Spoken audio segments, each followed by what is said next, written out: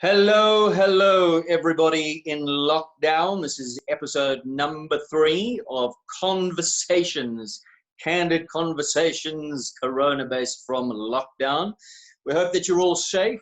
And before I introduce my next guest, just some exciting news. Yesterday we had Kelly O'Connor interviewed, and I asked Kelly what people can be doing from their homes to keep themselves busy, and she had a wonderful idea. She said, why not come up with some hobby horse, create a hobby horse and do some courses around your house. Now we've taken that one step further. Big thank you to Equipage, who've come on board, and these are very, very trying times. And Nicole White from Equipage, I chatted to her today, and she was telling me that a few people unfortunately have lost horses during this terrible time. And because they're in lockdown, they couldn't say goodbye to their horses, colics and so forth. Very sad. So to make everybody a little bit happier, Equipage has come on board and donated some money. So perhaps coaches who are not working at the moment would also like to take part in our Hobby Horse Derby Challenge. So what you got to do, make yourself a hobby horse as nice as you possibly can. Grab a broomstick, build yourself a derby course. Now remember some of those derby fences. We've got the dike, we've got the stile, the St. Andrew's cross, the road crossing, the bank and the panels. Be creative, use your couches, use your tables, go outside, find things to use and create a little video for us. Introduce yourself, introduce your hobby horse, and we want to see you going around your creative derby courses over your couches on your hobby horse with commentary. So make sure you commentate as well. And the best one after we come out of lockdown. So stay tuned to our Kyalami Equestrian Park page for all the details. The winner of the competition by poll, we'll be posting. All the videos will be there.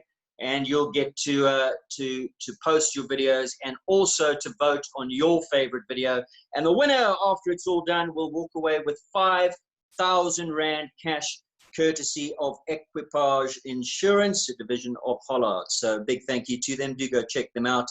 We'll have much more in this as we go through all these interviews. But now, on to our next interview and the man of the moment. He's a coach himself, a top coach.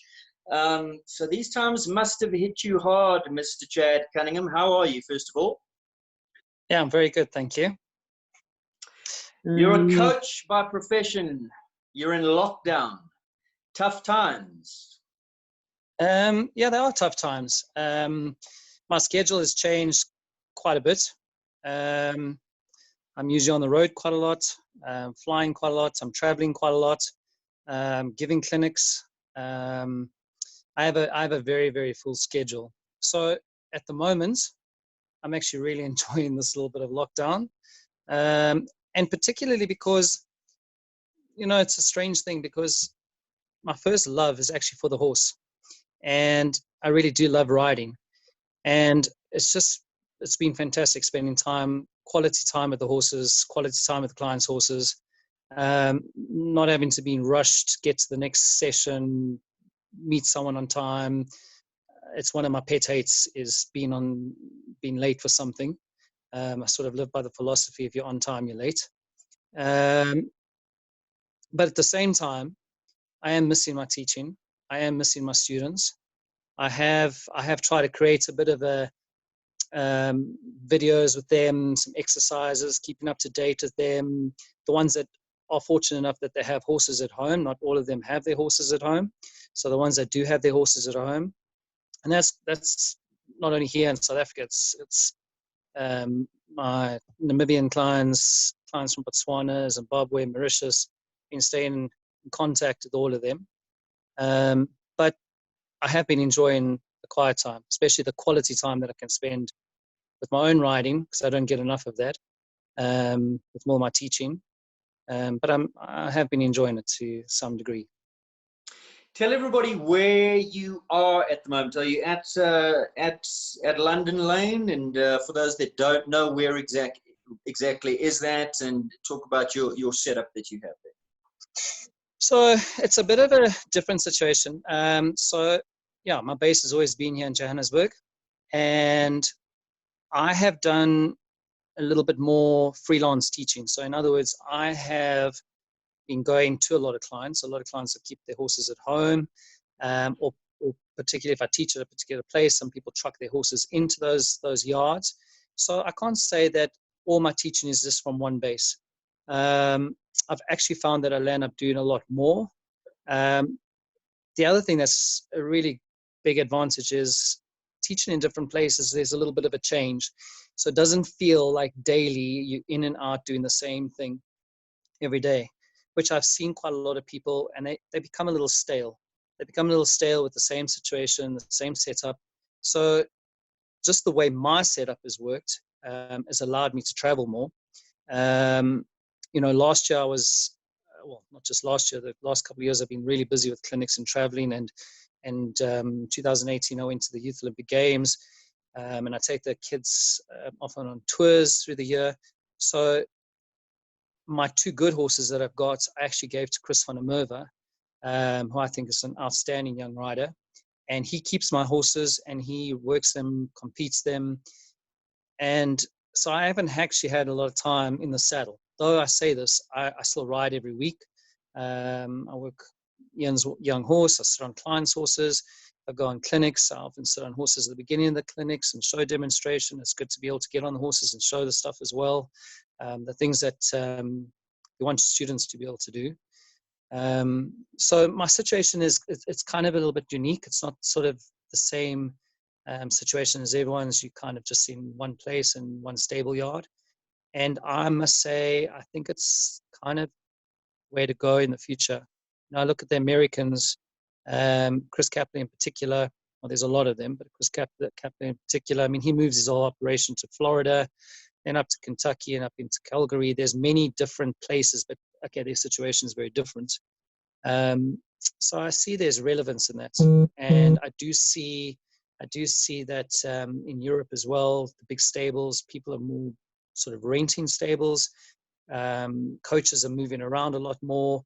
They're not expecting just students to come to their base anymore. It's a little not that common here yet, but that wave will come. That wave will come, I'm sure.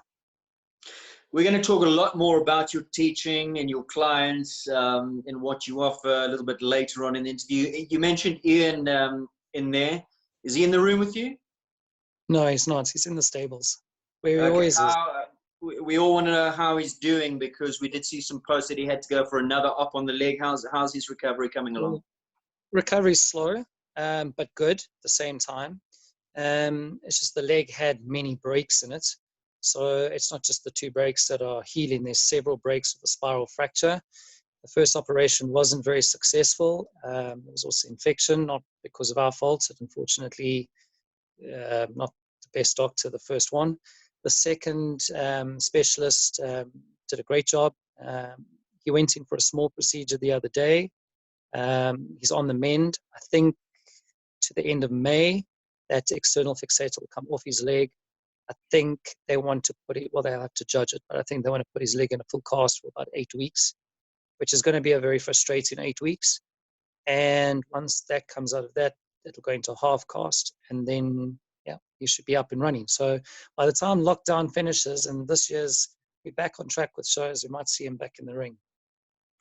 Well, he's not going to be quite ready for our hobby horse derby, I don't think, but you can tell him we'll have a handicap section for him. He can enter the hobble horse derby just for him.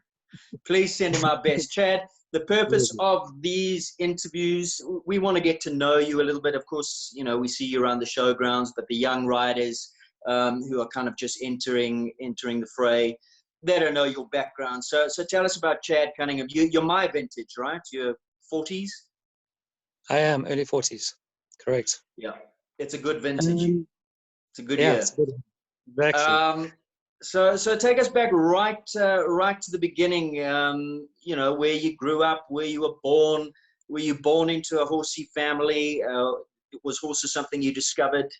How did it all fall into place for Chad Cunningham? Well, I'm not from a horsey family at all. My grandfather, who didn't ride, had racehorses in syndicate with a guy called Tony Factor many, many years ago. Tony Factor, the furniture chap, was he? Yeah. Yeah, That's it. yeah. They were very good friends. Anyway, and he used to collect me on weekends, 3, 4 years old, probably, maybe 5. And he used to take me down to, I think it was Gosforth, or it was wherever they had horses at that stage, wherever their horses were stationed. And I could sit for hours. I could sit for hours with them and just watch the horses come back from their practice, their training, and being led around and walked around and cooled off. And I mean, I could spend hours and hours and hours and hours. And I probably had names for all of them. And I could name all of them, my own names, obviously. And that's where it definitely started. Born and bred in Johannesburg, went to school in Johannesburg. Yeah, and then started riding, getting into the whole riding story as a pony rider, or in those days, children, How juniors. old were you? How old were you when you actually started riding, and what riding schools, coaches? I was 11 years old when I started riding, and in fact, my first proper lesson. I mean, I had. I mean, often when we went on holiday, there was always these little ponies that you could get led around on in the Drakensberg and bird parks, etc. My first proper lesson, I was 11 years old. We were actually at Sun City, and Sun City had a little riding school down below now, I think, where the crocodile farm is. And there was a guy there, and that whole weekend that we went to Sun City, where my brother, my sister, and my cousins and that were at the pools and swimming, I was down at the stables 24/7. I caught the bus down there, and I just sat and I watched horses. Anyway, and that's where on the Saturday I had my first lesson. I remember a little black pony called Whistle, and the guy's name was Dave. I forget his surname. And he gave me a little lunge lesson. I had a really comfortable saddle with little handles on it and even hold the reins. But that was on the Saturday, and I think convinced my mom and dad that I could probably have about 4 or 5 of those lessons Saturday. And by Sunday, I was riding and in the lunge still, but no lunge line, and I had my hands on the reins. So it was quite a good thing. So that's kind of where it started. And then the bug really bit. I was always horse mad, absolutely horse mad. I still am a horse nut of today. As I said before, my first love is the horse. I definitely didn't fall in love with the sport for the shoulder ends and the counter canters and hours going around in circles in the dust. I fell in love with that animal. The most majestic, still to this day, it's just most amazing feeling being around those animals and interacting with them.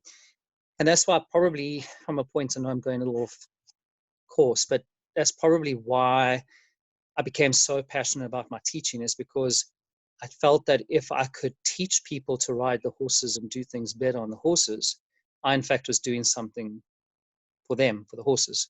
So when I go and do my clinics, my first thing is, I mean, I'm more interested about how the horses are dealing with the riding, the sitting, the position, etc., etc. Yeah, and then I kind of went through pony riders in juniors. So I had started. you convinced your folks to purchase you a pony. Where did you stable? Who coached you? In a stable yard in Honeydew. That's where I started. I did have some lessons with Wendy Gordon, quite a few lessons with Wendy Gordon. I mean, she was great with the basics. We weren't allowed to go up the levels before certain things were done, so that was really good. And just one kind of step led to the next step, to the next step, to the next step, and progressed. It was always a condition in our house. My father was a stickler for academics and studies and a future. We had to get a degree. We had to have good grades. And that was the condition. If you kept up your grades, well, I could then carry on with my sport and have horses and stuff. For me, it wasn't that difficult. I must say I was a bit of a geek at school. I loved school. So that wasn't a difficult thing for me. I kind of thought, well, my dad has set this challenge, but it was a bit of a ridiculous challenge because I kind of found that easy. But anyway, I kind of thought I was on top of it, so just went with the flow of things. Yeah, and it kind of just went along. I've matriculated well. I did a degree in maths. While I was doing my degree, I had my first sort In of lucky. maths? Did you say in maths? Correct. Now, it's an But interesting thing. you are a geek. Again, think, I mean, to myself, is that I'm no mathematician at all, but I had very, very good teachers at school that that motivated me, and they showed me the way. And there was always a method. There was always a method, and if you learned the method, and you were consistent with the method, and you were disciplined with the method, you were pretty successful. And that's kind of what I've tried to follow with my own writing teaching. So I take it you can count your strides then. You're pretty good at that. I can definitely count my strides. Can I always see them? I'm not 100% sure. And tell me, where did you go to school? Where did you matriculate and study on your tertiary? In Johannesburg at a college called Ottendorf College. So I grew up in Johannesburg. So I've always been a Joburg boy. And then basically when I finished matric and I was doing my degree, I had an ex-South African that's now moved to New Zealand, Gary Worth and Louise Worth. He took a bit of a liking to me at a couple of shows and showed a bit of interest. And he's the one that then spoke to Gonda and said to Gonda, he needs to have a lesson with you. And she had just come back from Europe. Can you set something up? And at the time, he had just stopped riding for Ed Simpson. So I got rides. I met Ed Simpson. I moved to his place. I rode a lot of his horses, and at the time, I worked some of Gonda's young horses. And that's when I started my era with Gonda. And then I must have ridden for Ed Simpson. Were you an adult this stage, Chad, or were you still in juniors? I was a student, but I was busy in my degree. And I was riding during my degree. Yeah. Going into varsity, coming back, doing quite a lot of things online at that stage. And then I'd ridden with Ed Simpson for probably about 4 years, 3-4 years. And then Gonda organized for me to work for Sean Henderson. Sean Henderson was looking for someone, and I moved over to Benoni, and I worked for Sean for many years. The years that he had Right Choice, Bovenier, Last Step. I taught quite a lot of his students. I used to do a lot of flat work with his students. I used to ride Sean's horses often on the flat. I used to hack them out. I lived with them for a long time, Mrs. Henderson. They were a great family. They looked after me very well. I learned a lot from Sean. Sean's a fantastic rider, natural rider. So I learned a lot by watching more than being told things. And it's always kind of been my philosophy. And I kind of think all the time, I mean, I'm always learning, watching. If I'm at the practice paddock or listening to other people or watching someone jump their round or watching something on Skype or reading, I do a lot of reading. And so you kind of just all the time, you're absorbing and taking things in. And I learned a lot of things from Sean, because I think his riding was based a lot on natural stuff. So the stuff that he had to teach his students came from what he kind of taught himself or had learned. So it was a really interesting aspect as such. And then did he get you into Amway? He tried. He tried, yeah, but no. Yeah, and then Sean and Miranda left and went over to Europe to campaign. He went to go work for Michael Bates, and that's when I went on by myself. And I started, even then, I was already freelance teaching, moving around, worked out of a couple of bases, and picking up good rides and horses. And in those days, I mean, yeah, you ride whatever you can. It's a good experience.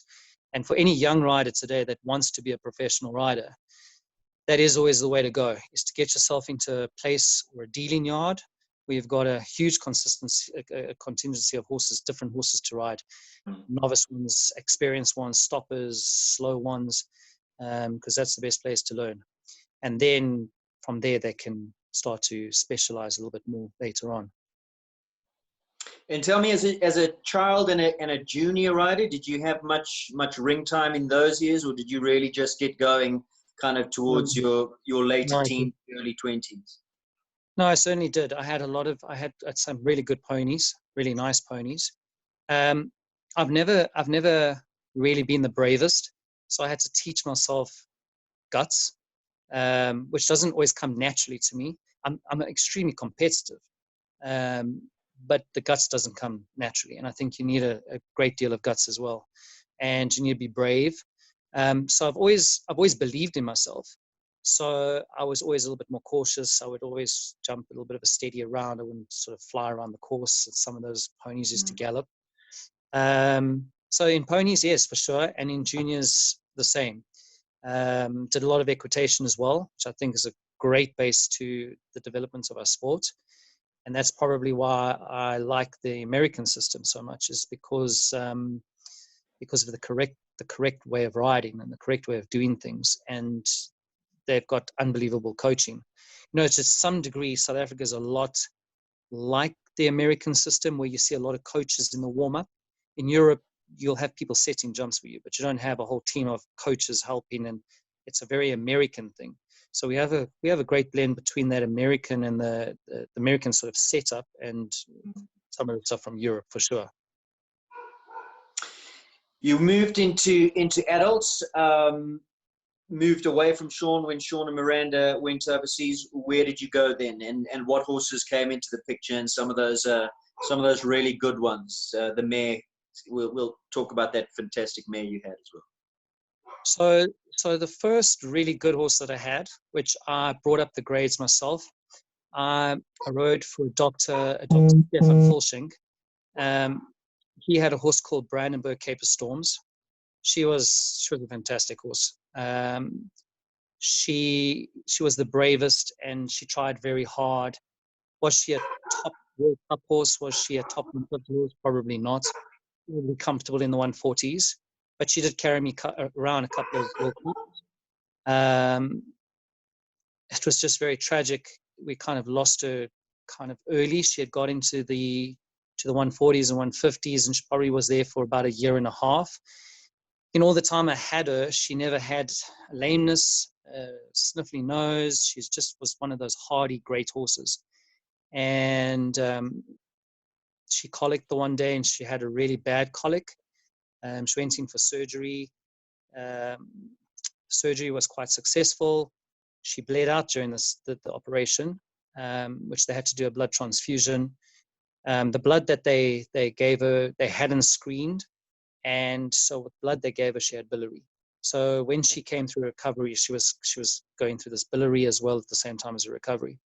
It took quite a long time. We got her back on track, and she was probably back after a recovery period. She was probably back in work for about 5 months, and then she colicked again, and really, really badly. And we were advised to euthanize her, and we put her down. So that was a very sad time for me. But she was a fantastic horse. She was brave, and she just, every time she tried her heart out for me. So I had a lot of horses that I rode for Ed Simpson up to sort of in those days B grades. I had nice horses that Sean had given me, and clients' horses of Sean's. I also rode, Miranda and Sean were involved at that stage, so I rode a couple of Elzu horses, and fell off a lot of Elzu horses, young horses. But she was kind of the horse that really put me, up there, and I felt, wow, this was a great opportunity, and she taught me a lot. Where did you go to after Sean and Miranda, in terms of where were you based? I was based here in Kyalami, not very far from the Kyalami Equestrian Park. So it was very central for me. I had clients' horses with me at the time. I also used to still travel around, like I said, to Pretoria and to Delmas. In those days, I used to just do the small bit of traveling, not the amount of traveling I'm doing today. And I used to work out of that base, which was in Garden Road, with a very good friend of mine in those days, a lady called Bianca. She's now Bianca Fast. She was Bianca Smith. I also rode some good horses for her. One in particular was two very good thoroughbreds I rode for her was Dynamite Kid and a Star Attraction. Jumped them also up to B grade and into A grade. And basically from there, then kind of just started getting onto my own feet again and moved to where the Manor Door is now. I was at the Manor Door. I was in business with the Hausbergers. I taught Ashley Hausberger as a pony rider in junior, and we had a big setup there. In those days, I was very, very, very much into the ponies. I had a lot of junior riders, but I had a lot of ponies, pony riders, and without being a big head, I think I was very successful with ponies. That only changed basically when pony heights changed and there were a lot of interferences and people weren't wanting to buy ponies or invest in ponies because, and it's still kind of happening now, which is kind of sad because I really do think we need that system for our riders still. But there were so many changes that people didn't want to invest. They'd rather go, okay, let's skip that phase and let's go straight into a horse. And I was there for, quite a few years.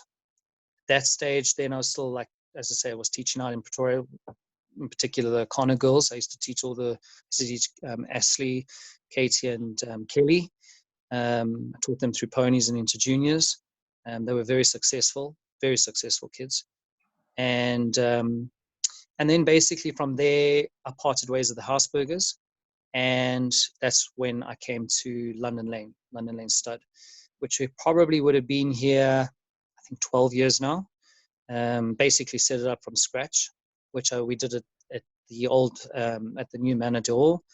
And that's basically just from travels, setting it up the way I wanted, the flow of the property. You got an idea. And I was lucky enough, I had some really good backers. In those days, it was John and Susan Berry, alongside Peter Oni Claassen, who I used to teach, his father, Peter Claassen. He was involved at the same time, helped us a lot with the construction of the property. And then basically from there, it's been traveling and doing further teaching. I teach a lot in Natal and KZN. Back in the day, I was teaching Rainey Kietzman and Amy Engelbrecht as pony riders and juniors. They both were leading juniors for, I think, 2 or 3 years each as a junior. And then I didn't teach in KZN for quite a while. Been teaching in Cape Town. I think I worked it out the other day. It's probably about 9 or 10 years I've been doing clinics already in Cape Town. I've helped a lot of the Cape Town kids, helped them with the equitation teams, the individual riders, try to get a little bit of cohesiveness between them to improve equitation, as they always had very good equitation. They always had good structure in Cape Town, and then it kind of went down a little bit, and it's now back on track. It's they've had good riders and still have good riders. So when I'm normally teaching, if I'm not doing clinics there, I'm alternating my Mondays, which I'm usually off in Johannesburg. I'm alternating my Mondays between KZN and Cape Town. I literally fly down for the day, teach for the day, and I fly back that evening. And then I do my Johannesburg clients from Tuesday to Friday. And I'm here for all the major shows. As Gonda likes to say it, I'm second in charge to her, which I feel extremely privileged to be at. I work a lot with her students as well when she's not here. And I have my own students. And if there's no big shows, then I'm booked out for the rest of the year, traveling and doing 3-day clinics. So Gonda's obviously has been in the past a huge influence on your life and continues to be so today. You said, she was one of the people that really encouraged other people to give you a chance. At what stage did you start training with Gonda? Was she one of your idols growing up? I mean, as kids, we all have our idols. Mine was Peter Gotts. Obviously, I think you're a Gonda man. Tell us about your relationship with Gonda, how far it goes back. Goes back a long time. As I say, it goes back to,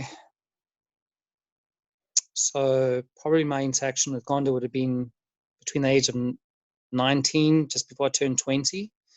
And obviously that's when Gary and Louise had introduced me to Gonda, having got the job between Gonda and Gary at Ed Simpson and the introduction to Gonda. And so it goes back as far as that. I've always idolized Gonda for her, unbelievable horsemanship, her impeccable way of riding and keeping up with the standard of the sport from when she started to the time she took Watchfire and campaigned overseas. She just fitted in. She looked part of being the best.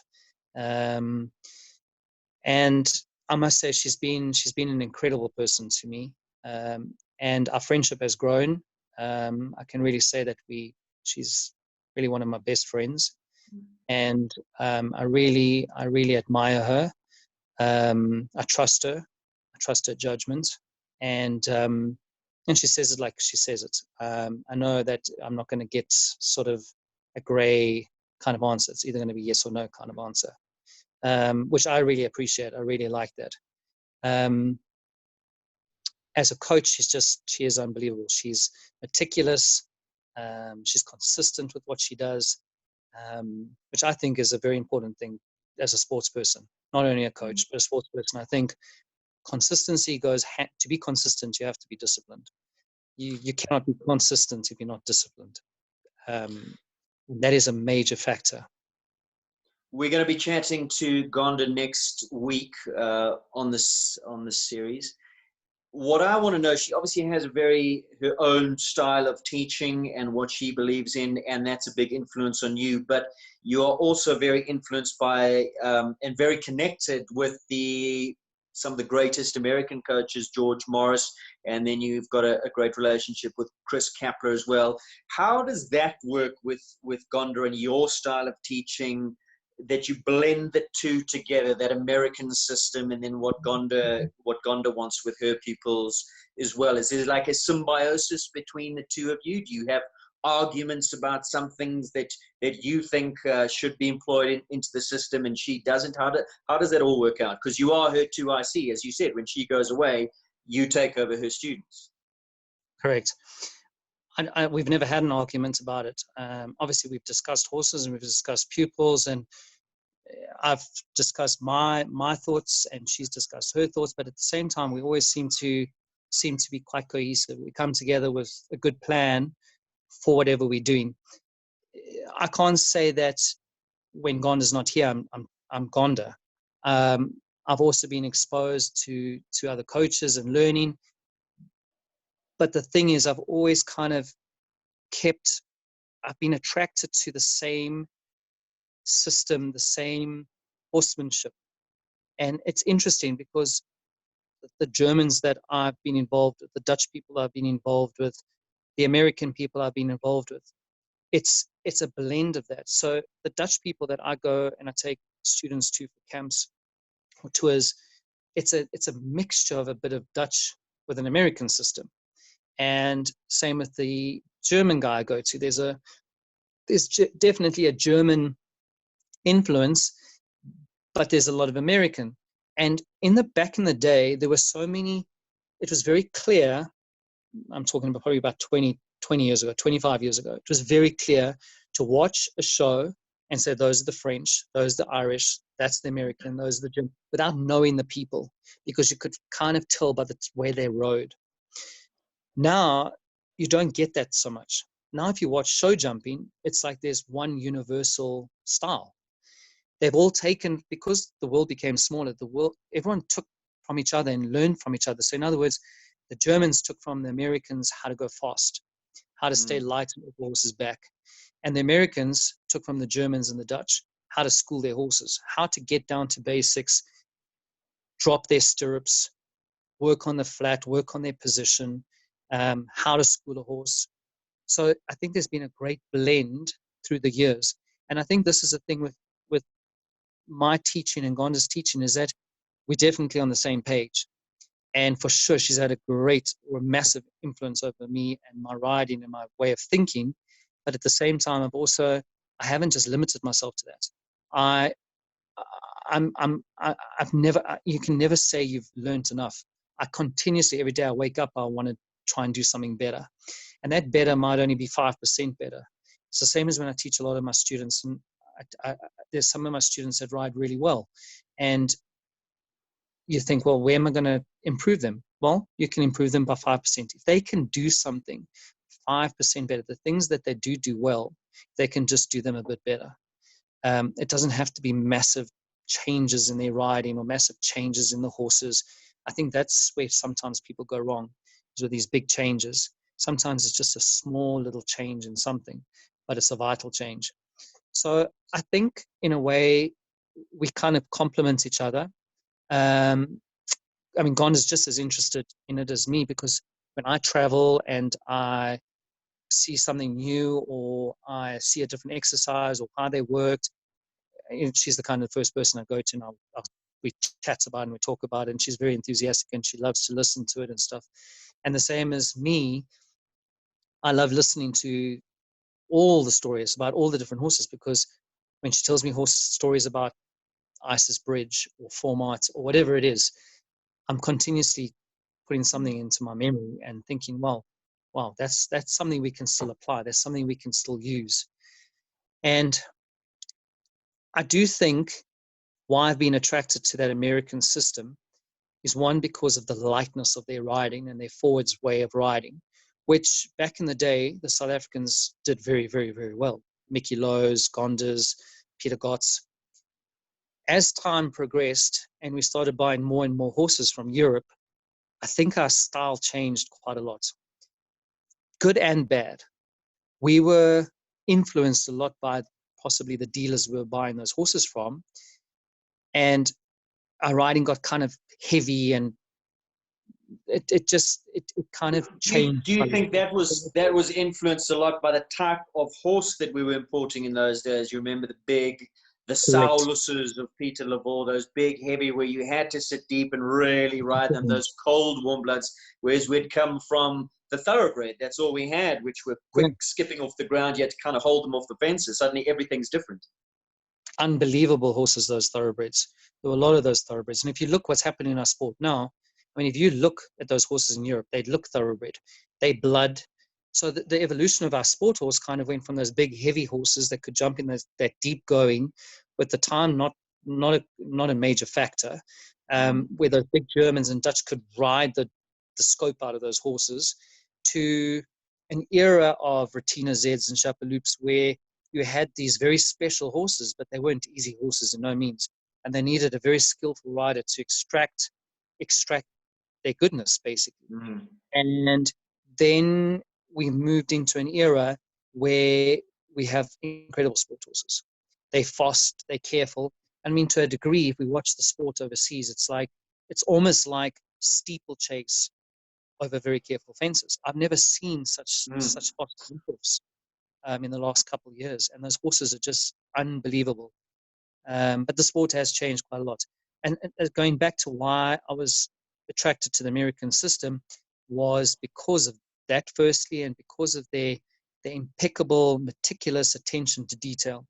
I'm not saying that the German squad doesn't have it or the Dutch squad doesn't have it, but it kind of went, and I was always attracted to listening and reading about George Morris and his success as a coach. And he has been probably the most successful coach in the world, producing the most Olympic riders with Olympic medals.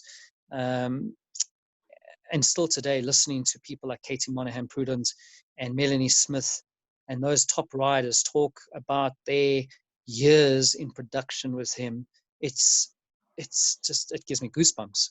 Well, you have a wonderful relationship with George. You spent a lot of time over there with him. Tell us about the man, about his philosophies, how they've influenced you as well. Yeah, it's a strange story, because what happened was equitation in South Africa needed some innovative ideas and going forward. Anyway, and I'd spoken to the equitation committee, and I said to them, okay, I'm gonna speak to Gonda. She knows George well. I'm gonna pitch some questions and ask Gonda to ask George for me, which Gonda did gladly. She rang him up and she asked him a couple of questions. Anyway, she promptly phoned me back 10 minutes later, and she said he doesn't want to hear from me. you have to phone him at 7 o'clock this evening. He wants to speak to you. So I was like, oh my gosh. I was like, okay. Anyway, got on the phone, phoned him, and basically kind of just wanted, well, what I want to know about equitation and how to go and what. So I kind of explained to him, and he stopped me halfway and he said, okay, this is the deal. This was sort of early November. He said to me, get on a plane and head out here early January. WEF, which is the Wellington Equestrian Festival, the Winter Equestrian Festival, starts in January, ends in March. Come for a couple of weeks and come stay with me.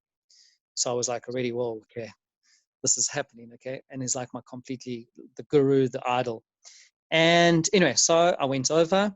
I stayed with him in his house. He took me around the showgrounds, introduced me to everyone. I walked all the courses. At that stage, he was the trainer and chef to keep going forwards to Rio for the Brazilian team. So I spent quite a lot of time when I was there with the Brazilian team and their training and all their team talks with Dorda Miranda and Rodrigo Pessoa and all those guys. It was really interesting, just from that fact. We had them training every morning together, team talks, discussing horses going forwards, which horses, which riders, getting onto a short list.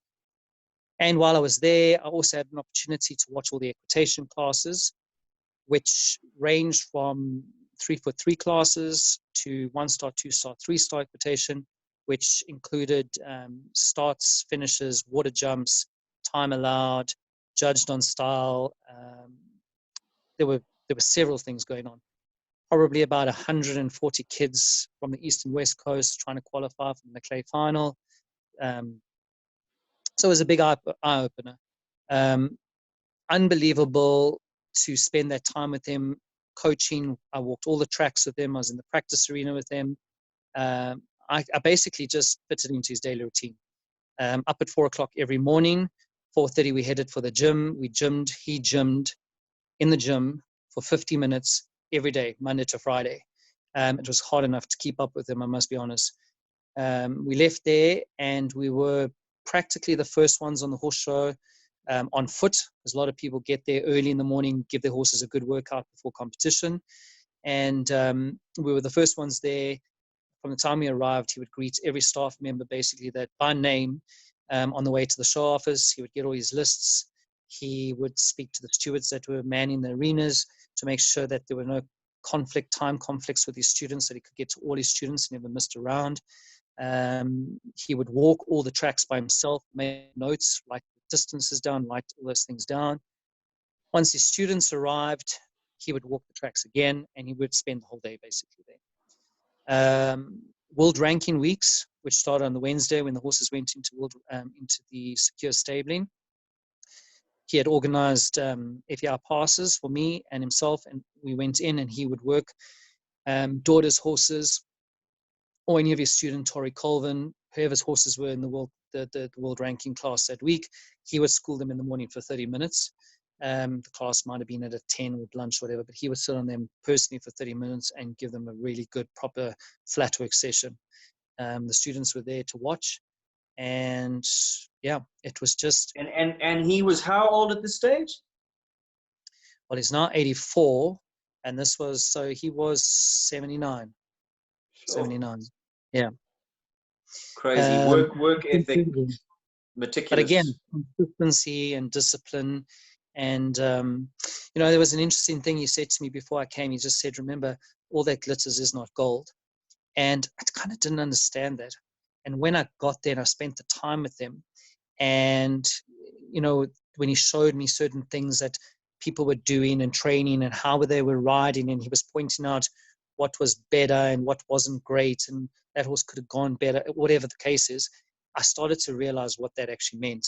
That we kind of get a little bit starstruck, and we kind of go, oh my gosh, because so-and-so is doing it, we all have to do it. Actually, you don't. You don't have to. If you feel confident enough about what you do, and you can stand on your own 2 feet, and you believe in your system, and you believe in yourself, well, that's as good as anything, isn't it? Yeah.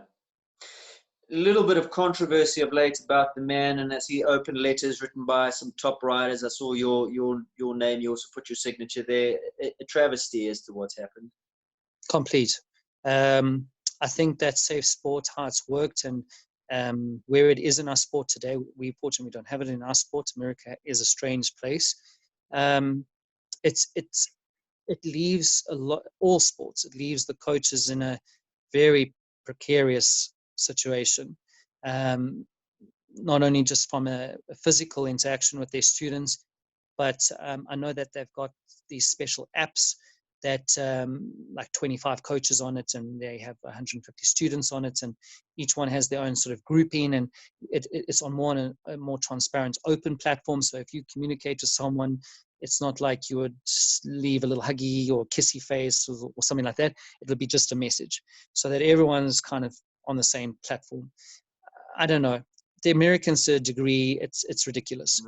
I speak to George often, and I spoke to him just last week, and he is riding. He's riding every day still. Florida is not in a complete lockdown, so you can move around still. You just can't move horses from yard to yard. And if your client rides at your yard, they can't go to another yard. But George is allowed to, as an individual, he is allowed to go and ride a couple of horses. And he's doing quite a bit of teaching. He's teaching in Florida, and he's done a couple of clinics now in Brazil.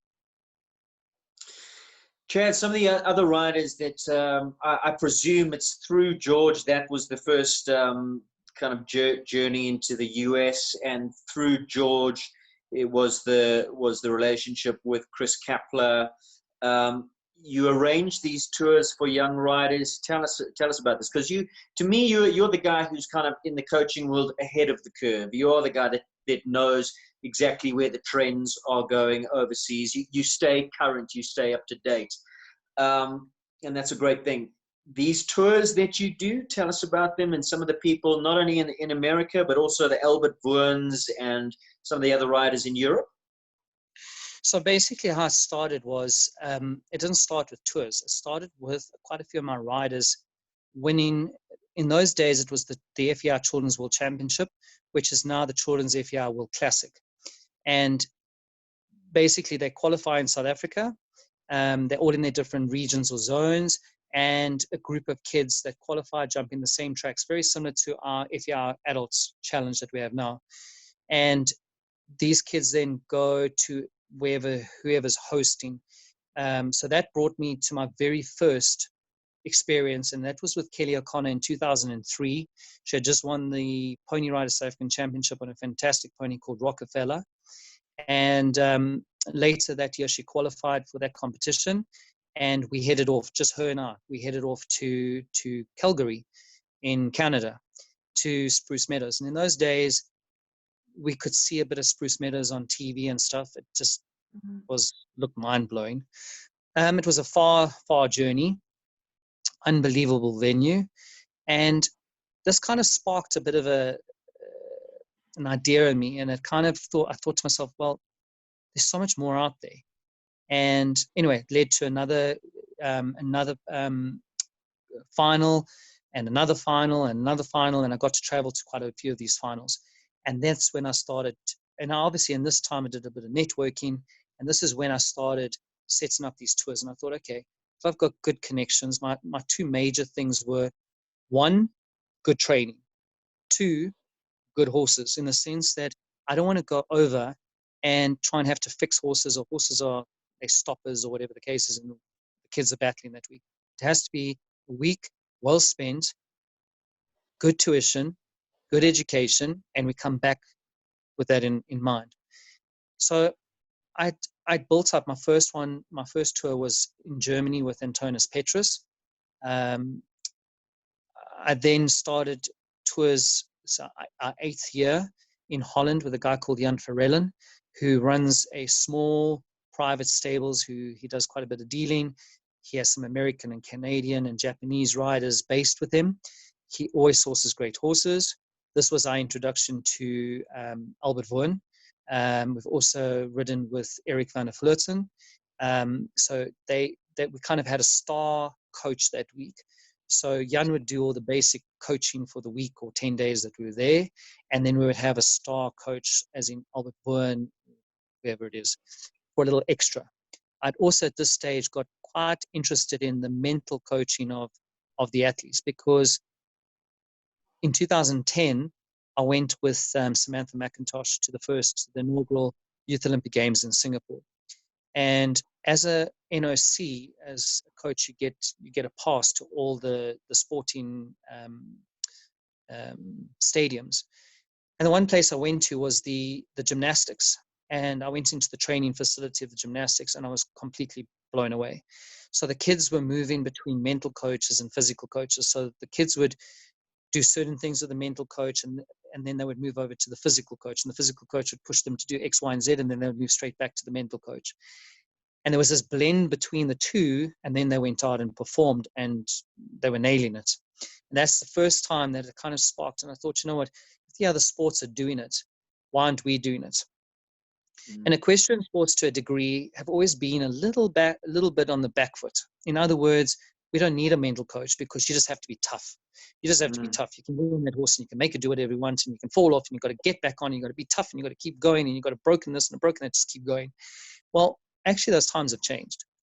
And we have more, there's more to help the athlete. So I certainly believe there's a place for mental coaching. And that's when I met Aneta Paparakis, who's done quite a lot of master classes with that Nolene Floyd, who sets up. Yes. Yeah, she's unbelievable. So back in 2013, that's when we had her join our team, and she's joined our team ever since. And she comes and works with the athletes, does group sessions, does private sessions with them. We've also, when I go to Germany, I'm involved with a guy called Martin Siedman. He also has a mental coach that comes in and helps us. We've added another element to it when we do our trips to Germany.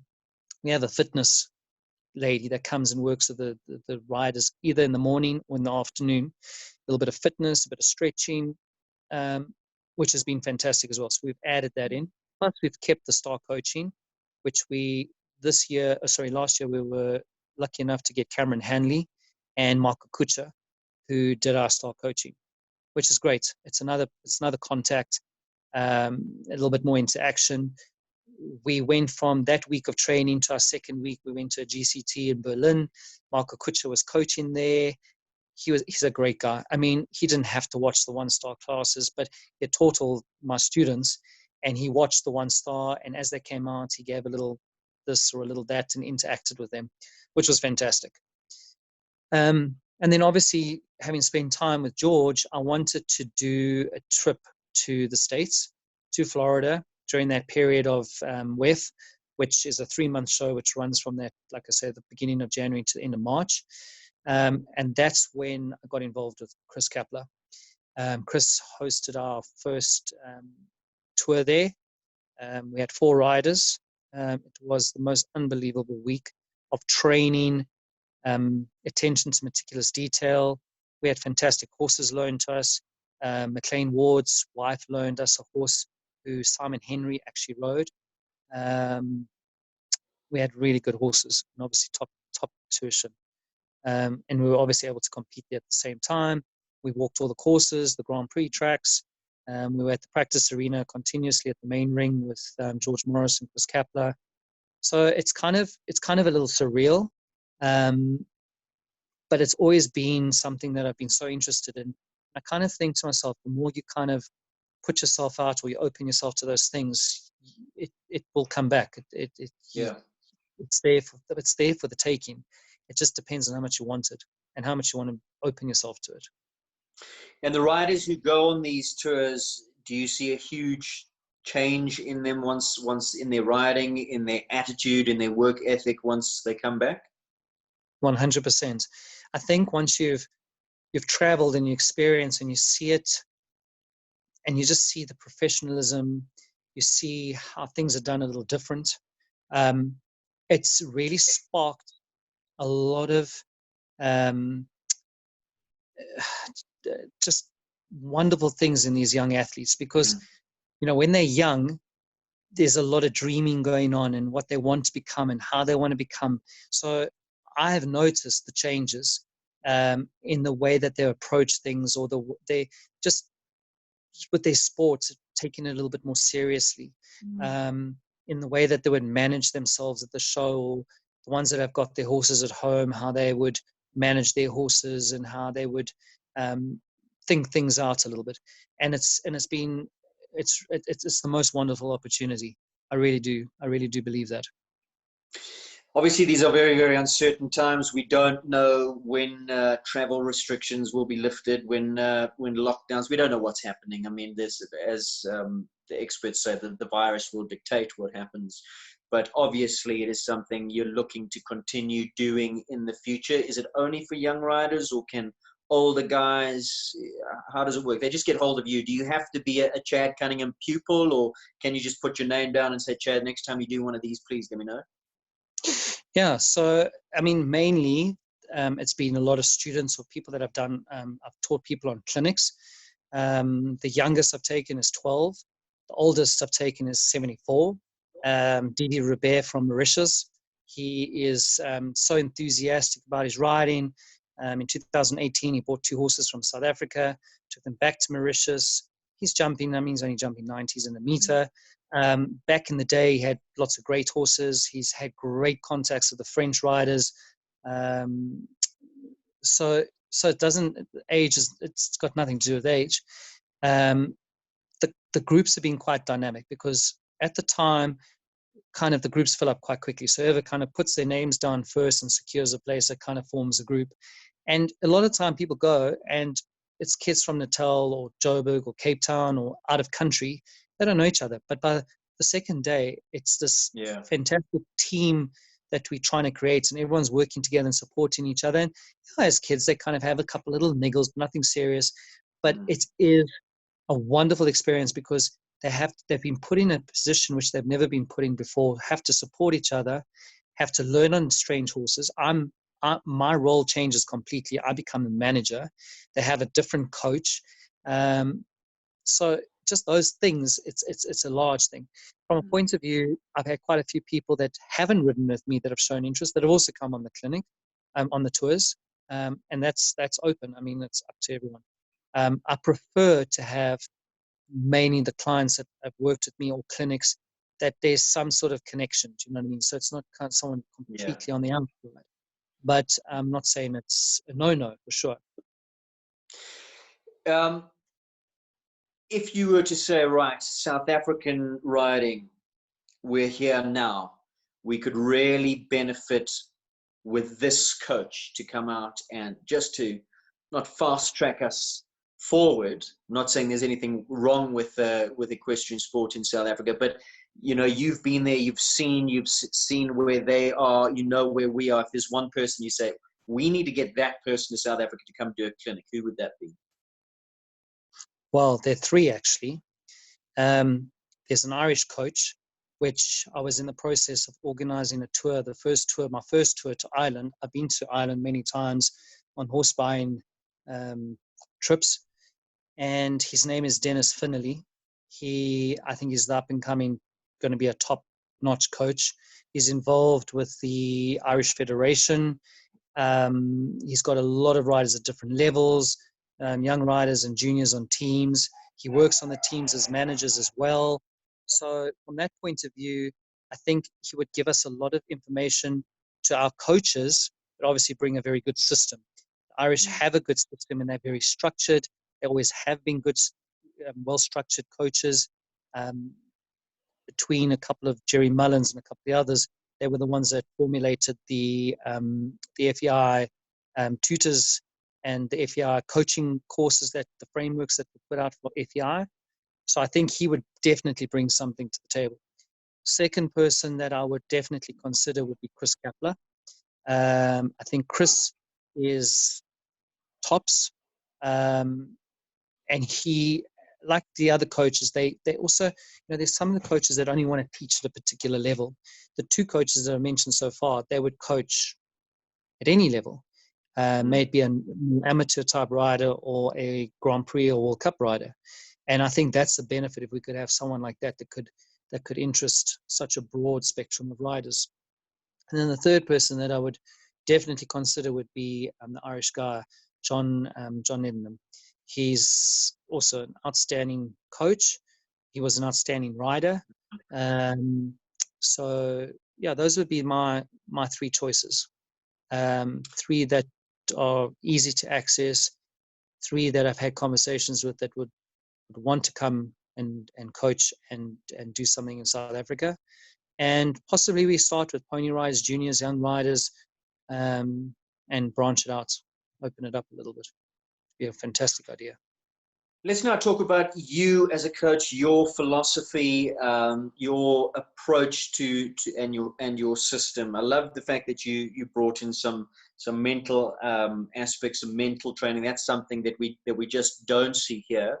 I did read Michel Robert's book, and he was very, very big on that, just talking about, well, his job as a coach is to keep his pupil confident. Doesn't matter what he thinks about his pupil. Doesn't matter if he knows that they're going to go and then knock 10 rails. As long as they go into that ring confident, he thinks it's a job that he's halfway there, which I think is great. I can't stand when I hear coaches screaming at people and knocking them down. From your side, what are your thoughts, first of all, about getting into your pupils' heads? And then talk to me about the training that you do. How much flat work? What type of flat work? Are you a gymnastic man? Are you cavalettes? Are you pole work? Do you do more courses than anything else? Tell me about your system, basically. Well, there's a combination of things. Okay, so going to what I would call my methodology of teaching. One, I think what I do pretty well is I can certainly make my pupils believe they're capable of doing anything. So if I'm preparing them, and I'm not saying this is without preparation that I do is completely thorough. So if we start with a goal, and I'm going to use and I've produced a lot of junior and pony rider South African champions, but if I can use this one rider in particular, with Bianca Pitt, we had some teething problems in the beginning, and I really feel that she was a rider that had talent. She could ride off the seat of her pants. She was a very fast rider, but she never knew what she was doing. She would just execute and just go in. And half of the time, she would crack it and she would win, and the next time she'd either be on the floor, she would have 2 down or 1 down or last jump down or whatever the case is, okay? So it became a challenge where I started to introduce a lot of technical knowledge that she should have that we started working on. And that for a time period created quite a few teething problems, because there was a 50-50. When she was in the ring, she didn't have that knowledge sunken in enough to go back to it. So she would revert to her ride of a seat type of rider until such stages that she can now finesse her riding to a degree that she knows what she's doing. And a goal of ours was, when she came to me, she said she would like to win the South African Championship. It was always her biggest goal. And last year we worked, and she had quite a big array of horses, in the sense she's got 4 open horses. They're all very different. She has a horse called Bakato, who is not the easiest ride, but he is unbelievably talented. Scopy, careful, quick, but she had to contain this. And she had to use her mental ability to get on top of things and know what she was doing and how to execute it. And we worked incredibly hard, and she was very, very dedicated to it. And the icing on top of all that cake, because the cake is the basics, the icing is only the horse show, was the South African Championship last year, when she managed to jump the only double clear on both horses. And basically she won on both horses. I mean, in case she had to choose which horse, but she basically won on both horses with 2 faultless rounds. And she just, when I watched her on those 2 horses, even though with the 2 different horses, it almost looked like she rode the same horse 4 times. That's what it looked like to me. And she made it look really easy. So going back to my methodology, one is to try and get in my students' heads that, one, that they, first of all, they believe in me, and 2, that they believe in themselves even more. And 3, it comes with hard work. My students work hard. I'm a great believer in the basics, great believer in trying to get the position of the rider right, because obviously the position of the rider influences the horse the most, and trying to create a basics for them that that will last through the sport, that they've always got something to fall back on. Because I do believe if something goes wrong, may it be in business or in your sport, if you've got good basics to fall back on, it's a lot easier to get up, prepare yourself, and move forward 3 steps, as opposed to crashing down and having to rebuild everything or start from the beginning. So those 2 are the most important things. I work a lot on the flat with the horses. I think if the horses are well schooled and adjustable and supple and sound, this is a really important factor. I have a mixture of things that I do. I can't say I'm really a pole guy, cavaletti guy. I do believe that most of the stuff that I start with in the beginning of my work, I kind of call that kind of stuff gymnastic work, because I don't refer to the normal classic gymnastic or grid work that's everything just has to be in a straight line. It could be bending back and forth, a figure of 8, a lengthening, a shortening of a stride, whatever. I mean, trot poles on a circle. And that's a gymnastic for the horses, because basically what you're doing is whatever work you set out to do as a gymnastic, you're gymnasticizing the horse. You're making the horse as elastic, you strengthening, you suppling, you're getting the horse even to believe in his body that he can do certain things. And I'm not saying for 1 second that I'm trying to turn a dud into a Grand Prix winner, but you have to also identify the horse's capabilities at that stage. But this will certainly help the horse get to that stage of being a better athlete. And then obviously identifying, I think some of the biggest problems are with our juniors and young riders is that they're not always well mounted. And second of all, a lot of people don't necessarily match horses very well. Riders and horses don't match well with each other. They choose a horse, but they would prefer a hot horse, but they've got this slow plodder, which kind of doesn't really make sense. So I think that's also something, you've got to help and aid your students along with. And then obviously if that horse has got the capabilities, the horse is always confident enough that it's got enough ability. If it gets itself into a little trouble at 120 or 130, it can get itself out of that trouble once or twice. And for sure, if we've been successful at a show, at a junior show, we come back, and that week for sure, you can ask all my students, that week we start the week, stirrups off the saddle, and we go back to basics. And a lot of people have this philosophy, oh, you can't work without stirrups because you hurt the horse's back, and blah, blah, blah. For sure, if you never do it and you take the stirrups off and you do a half an hour on your horse, the rider and the horse are going to feel tender. If you start with little pieces and do little bits by little bits by little bits, there's nothing better for your riding. And I've always had this philosophy that stirrups, when I go to clinics and stuff, I say, stirrups are just a luxury. You can buy these expensive horses. You can pay for great coaches, expensive coaches and world-class coaches to come teach you. You can buy these expensive saddles. But the one thing you cannot buy is your seat. I mean, you have to work on that seat, and everything, the whole combination of things. It's like this holistic it comes together as in your seat, your leg, your feel, and that's horse riding, that's teaching. And just like this opportunity now with me spending a bit of time at home, I've loved it on the horses that I've been riding because I've spent more time on them. And you can go back to the basics and it was an interesting thing when I was in Florida. I asked Chris Kapler, who, when he was at the top of his game, he was an individual silver medalist and gold team medalist in Athens. And I said to him, what was the biggest challenge that you had when you were at the top of the sport? So in my mind, I was thinking owners, finding the right horses, money, teaching, blah, blah, blah, blah, blah, blah, blah. Anyway, and he sat and he said, it's a really good question. No one's ever really asked me that. And he said, the biggest challenge was to always find quality time to spend with his horses, not be in a rush. He always tried to find the quality time to spend with his horses.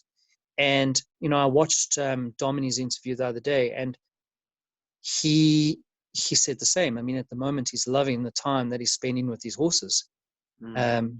Spending the time with the young horses and teaching them, and it's a wonderful thing. I suppose it brings you right back to why you got involved. It's, you know, you were saying at the top of this interview, it's about the horse. That's what we love doing. And you get caught up in the everyday hustle and bustle and making the money and getting in the grind, and you forget about what you actually love most of all, and that's the quality time Yeah, with the horse. yeah, absolutely. You know, walking through the barn or walking through the stables, and I remember as a kid smelling the stables and just remembering that smell of clean shavings or the Mm. smell of the horse. And you know, you go into stables and when I travel and you kind of smell it, and it kind of brings back a little bit of that inner child in you. And I think it's an important thing, that because we lose that very easily. You know, as you said, our lives become a complete rat race. Mm. Um, yeah. The word feel we often use in writing. If I say to you, Chad, what is feel? How would you sum that up? Well, firstly, you have people that have feel and you have people that don't have feel. And I honestly believe that you can teach someone feel. If that person is dedicated and a hard worker, that could possibly be better than the person that has feel, because often the person that has feel is a person that's very talented, but there's very few of those talented riders that are disciplined. So any day I would take attitude over aptitude, in the sense of no feel over feel, because that's something that I think you can definitely work on. It takes time, obviously. It's not overnight. There's no quick fix with any horse or any rider, but I think you can definitely develop it. And the feel is the feel for the horse, how the horse moves. Some people just have it so naturally. It's just so silky to watch, that when you watch them, you think, how did they do it? That to me is feel. When Mm. they've just adjusted that horse, you know there's been adjustment, but you haven't seen it happen. Or they've just made it look so damn easy, and you Mm. think, how did they do that? To me, that is feel. And you can definitely work on it, but you have to work really hard. You have to be mindful. You have to go into your session. You have to think about certain aspects. I do believe when you teach in general, okay, if you're doing track work, you're going in with an idea to jump the track. But when I teach, and that's part of my methodology as well, we would concentrate on an area, i.e. today we would concentrate on straightness, or we'd concentrate on the regularity or the change of the stride, as in, can we shorten or can we lengthen on a straight line, never mind a bending line. And all these pieces, it's like a puzzle that you're continuously working on and you're putting together for the ultimate goal, which is the competition. Because the competition is basically, that's the best training tool. So you can see where you are, how you've Mm. been coping at home. Can you go in now, do it by yourself under pressure? And second of all, where do you measure up against your peers? I do believe that there should be pressure involved, because boy oh boy, you watch the people today and they just fold like tents. Something goes wrong and they're just ready to give up and walk away and can't do it. I have to jump smaller. I have to whatever. And a little adversity is not a bad thing. I do think it's a little bit of our upbringing a little bit. I think there's too much patronizing. I think you should have to stand up. And at the end of the day, I believe there's a winner or there's a loser. And I don't believe the person that came 10th should even get a certificate. That person that came 10th, if they're really interested, they'll try harder and they'll claw their way up if they really wanted to. And so to a degree, it's a fine balance between when to push, when to back off, when to support, when to keep motivating, it's this continuous thing. And I think it comes with time. As you get better, or more mileage or more experience, you can judge that a little better. When to stand your ground and say, hey, this is exactly how I feel and this is where I think we should be going. Well, actually, you know what, it's time for a conversation, and let's openly discuss it. And I do think the discussion part's a good thing, but I also don't think too many chiefs is a good thing either. There should be one chief, and then there's discussion. There shouldn't be a committee of coaches and parents when it comes to that students. It should be that person, and if there's a discussion, it comes through that person, and that's how we're going to progress with that idea in mind. This is what we're lacking. This is what we need more of. This is what we don't need more of. So yeah, it's a really wonderful thing. I just feel every day that there's something new you can learn. There's something that you can reach out for. There's books. I've got George Morris's top 40 books. I mean, he's got books and books and books. He gave me his top 40 books. I've read quite a few of them. I haven't got through all of them. It includes veterinary, it includes grooming, it includes schooling, it includes jumping. There's a whole lot of them. I do remember the very first time, the first day I met him, he asked me if I read, and I said, yeah, I like reading. And he handed over Caprelli to me. And he said, that's a good book to read. And I read it. It's a small book. And in that time that I spent with him, I actually read it twice. And it was quite interesting because he writes notes in his books. And basically, the Caprelli was the guy that invented the forward seat in riding. And there were wonderful pictures in there. I mean, their attire, their riding clothes were kind of strange looking, obviously, but their position was envious. I mean, the people of today in our sport would be envious to sit like that on a horse. So yeah, Aidan, it's like an ongoing thing. It never ends. Yeah. I must say I'm as passionate as I am now as I was when I was 12 years old. I love it. There was an open letter. Was it Katie Monahan, one of the top female American riders, who wrote about the young riders today, more the entitled ones, come from well-to-do backgrounds, this attitude of arriving, getting on the horse, doing your session, getting off the horse, handing it over, no accountability. You and I, we were scrappers, man. We would have to fight for things. We'd have to groom ponies, learn the horsemanship. Do you find in South Africa that attitude exists? And what is your take on it? A little bit. I mean, we're always on the back wave of things. It's coming, and we do see it for sure. I see it a lot. You know, in our day and age, and I do fully understand this, okay, and I have had many conversations and discussions about this with coaches and parents, and I understand that our youngsters are under a lot more pressure than what we probably were when we were growing up. 1, socially. 2, academics. 3, you have to be an achiever because you have to be able to get into that university, or you might not be able to study in South Africa necessarily. You might have to get in some university in Europe or in the States. So time, as it is for you and I, is becoming more and more difficult. Things, you know, we have to make a living. So the more we do, the better. So it's this continuous rat race. Is it a good thing? I don't think it's a good thing. So I fully understand that there's this situation happening. And through the world, I kind of see, so at the moment, there's 2 plateaus or 2 types of riders. There's the rider that's still fulfilling the whole wannabe top rider, but I'm a good horseman. And then there's a second rider who's a top competition rider, but knows nothing, would walk past their horse in the box and wouldn't even know if the horse was ill or had eaten or looked slightly off color. Okay.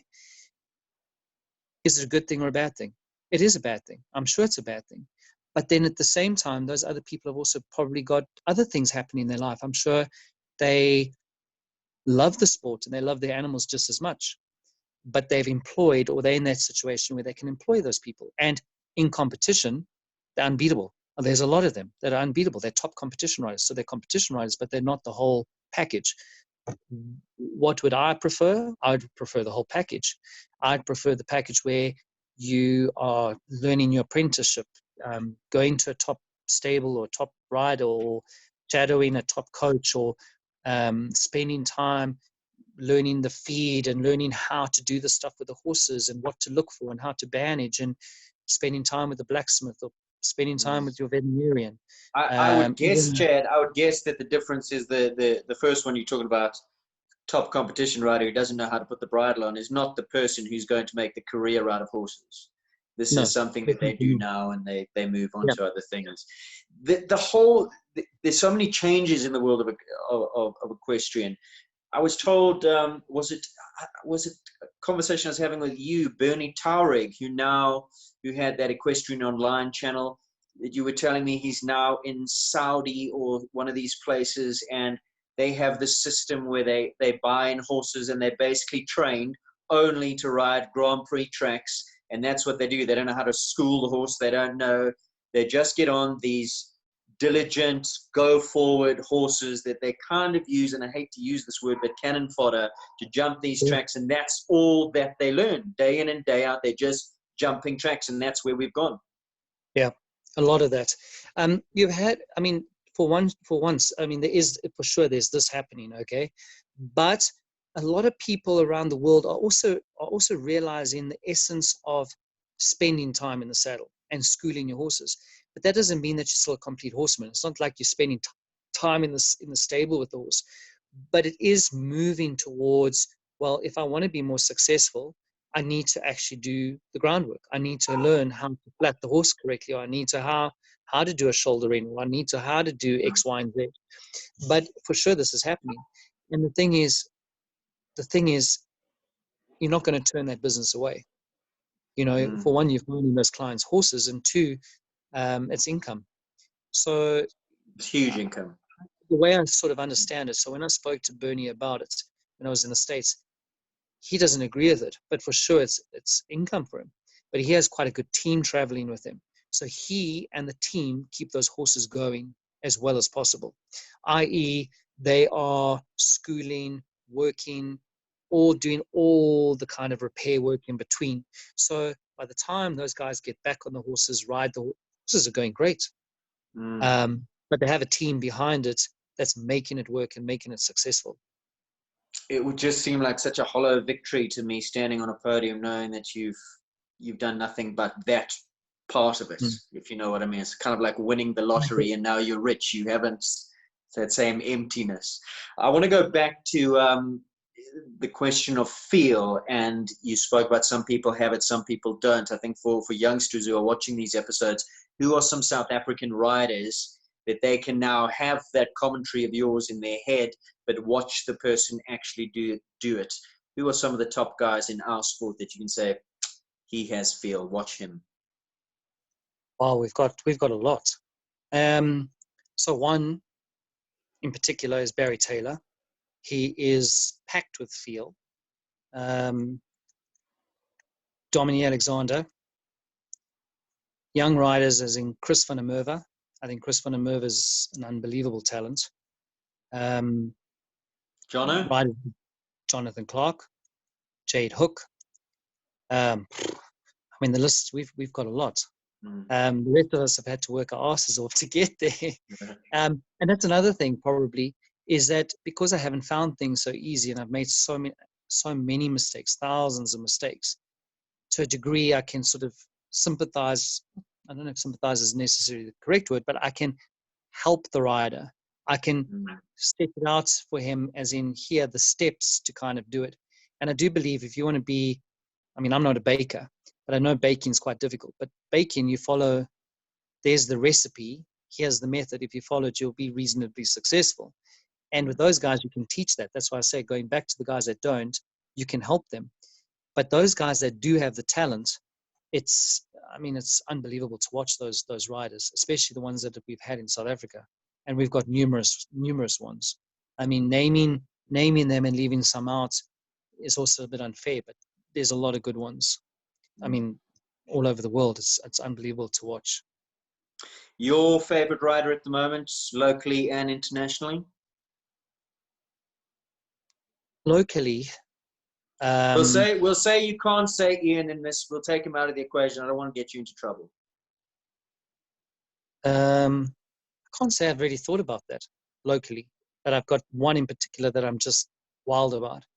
I like certain things in riders in South Africa that they do. I can't say there's internationally the complete package. That's the one I completely like. There's certain things I like from all of them. Internationally, well, there's only two people that they stand on a pedestal up here for me, and that's McLean Ward and BZ Madden. They're just unbelievable athletes. But having said that, there's so many others. There's so many other good ones. Yeah.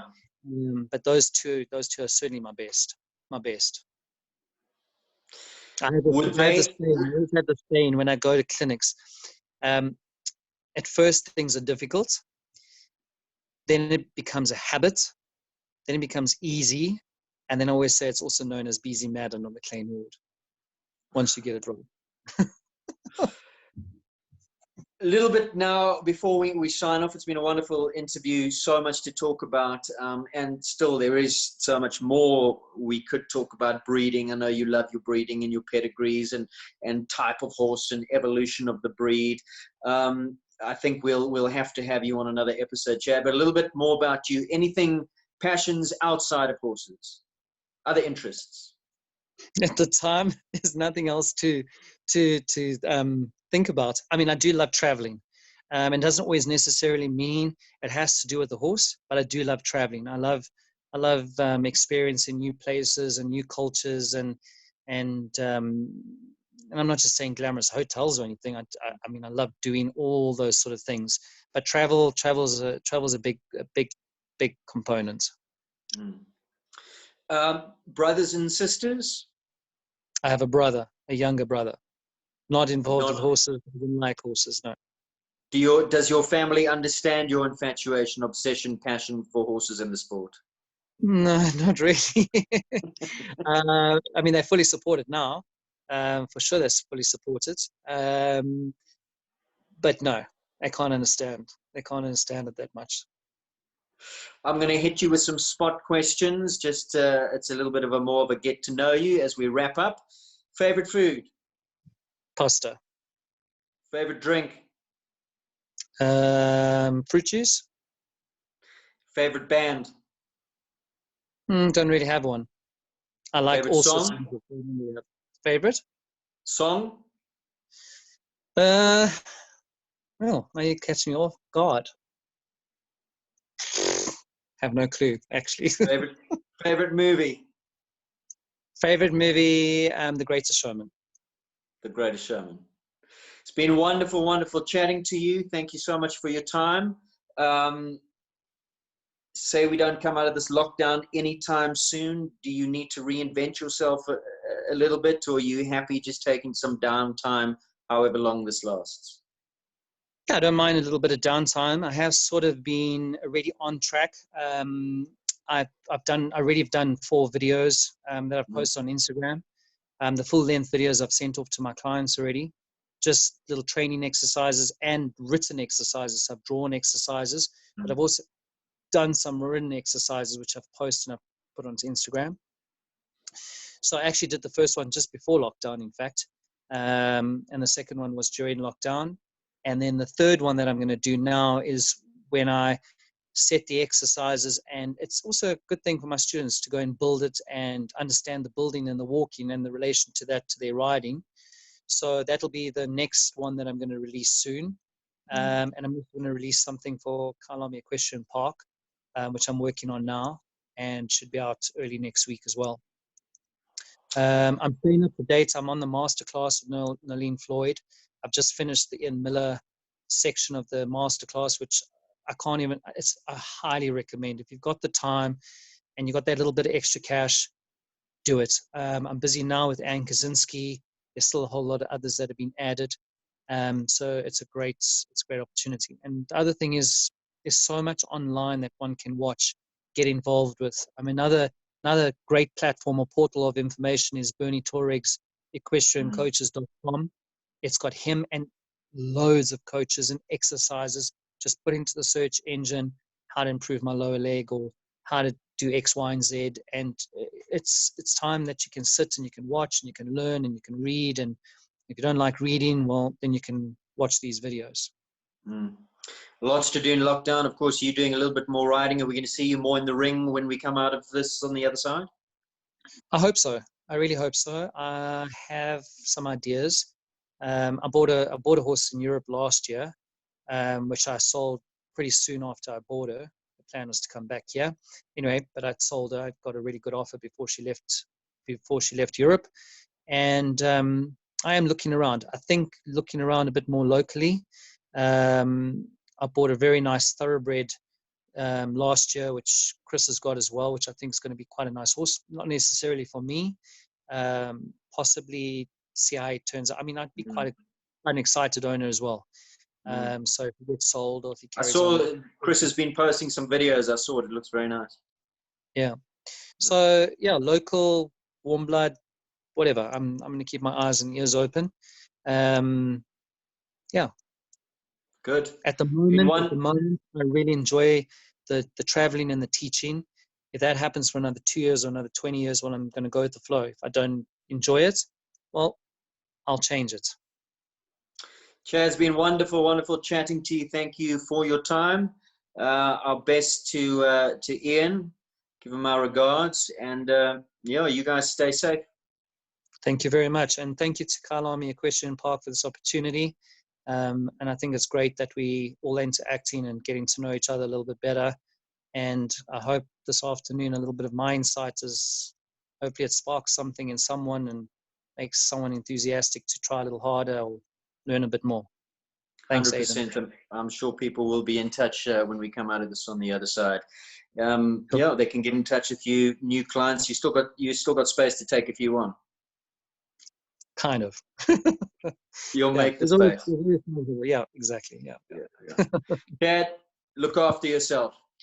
Thank you. This is brought to you by Kyalami Equestrian Park in association with Equipage. Also, don't forget about our hobby horse derby. So once again, what you got to do, make yourself a hobby horse, grab a broom, put a head on it, name it, decorate it, whatever you can, whatever you want. Build a derby course around your house and video that, introduce us, tell us who you are, tell us about your hobby horse, jump the course with some commentary. And the best video when we come out of lockdown, courtesy of Equipage, will be receiving 5,000 Rand. More in the series, more videos to come. Our next guest will be Barry Taylor. Until next time, take care of yourself and wash your hands.